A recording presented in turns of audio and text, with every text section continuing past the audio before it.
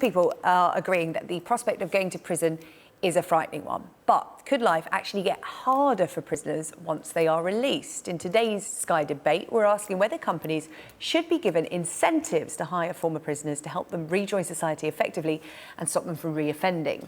Yes, we're joined by Steve Dagworthy from Prison Consultants and also the journalist Jake Wallis Simons. Thanks very much to both of you for coming in. So, Steve, on the surface, this seems like a very sensible idea. It is. I think any initiative to incentivise employing ex-offenders can only be applauded. I mean, the fact is that when you leave prison, generally you're given your £46 and your appointment at the job centre if you're lucky, and really no prospect of relaunching your career.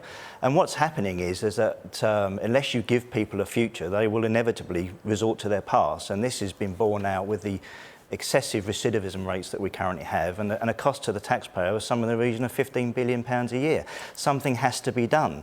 Now, I accept that this may present an unlevel playing field to those who have not had offences, but I think it shows that if we can somehow give the public the option and the viewpoint that in prisons we have a pool of talent that really we should harness and not disenfranchise.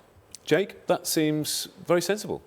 Well, I mean, Steve's absolutely right that it's very, very important that ex-convicts are given the opportunity to find work, if only because studies have shown that they're then 50% less likely to then offend again. So that's good for them, good for us, good for society. But and this is a big but, I think that this way of enabling them to get a job is unfair.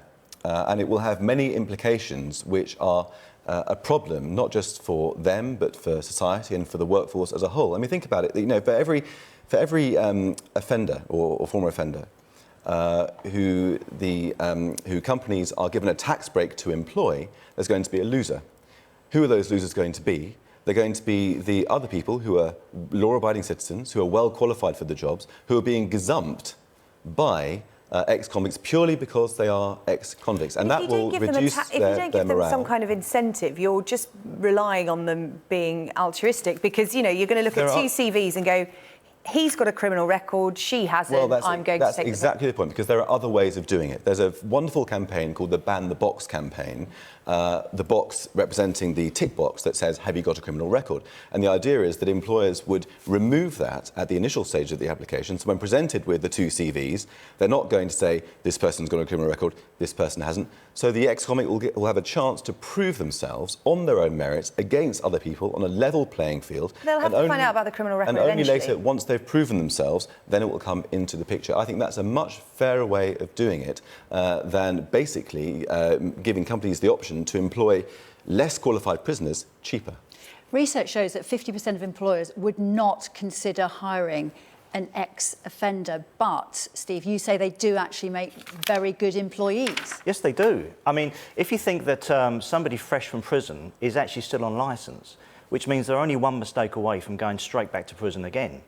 So therefore, these people tend to make the better employees. To start off with, they're grateful to be given the chance.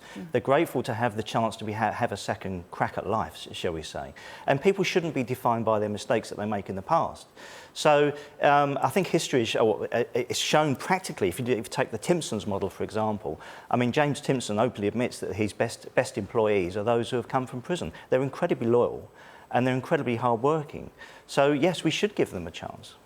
There'll be people, though, won't there, at home who are watching this who'll be thinking, you know, why should my taxpayers' money go towards giving an ex-offender a job? These companies should be doing it out of their own responsibility anyway. Yeah. Something they should be thinking about doing for the wider society. I get that completely, and I completely understand Jake's point in when he says that almost that people are being paid to take on ex-offenders. But I think what the government are trying to do here, and I hope they're trying to do, and I hope the media picks up on this, is to actually look at ex-offenders and look at them as a talent pool and not look at them at people that we should cast aside in society. Well, that's right, but I think the basic principle of the job market has got to be meritocracy.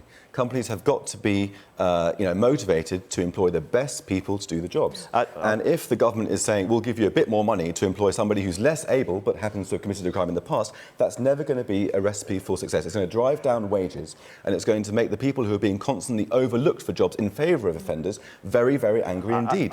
And there's just that, there are all these unintended consequences which the government clearly hasn't thought through. There are better ways of doing it. But your point there is less able. They're not necessarily less able, they may be more able. What prisoners want is to be able to come to the table and have a level playing field and not be disenfranchised just because they got a criminal If they're more able, then they should be given the opportunity to compete on equal terms with other people. The company shouldn't be given money to employ them. I mean, if you're sitting in a CEO's chair and you're thinking, who do I employ? Person A, brilliant skills and do the job really well, like the positive but person B is cheaper. again, isn't it? It is. Yeah. I mean, it is positive discrimination, but with money attached. And I think that's a very bad idea for the labour market as a whole.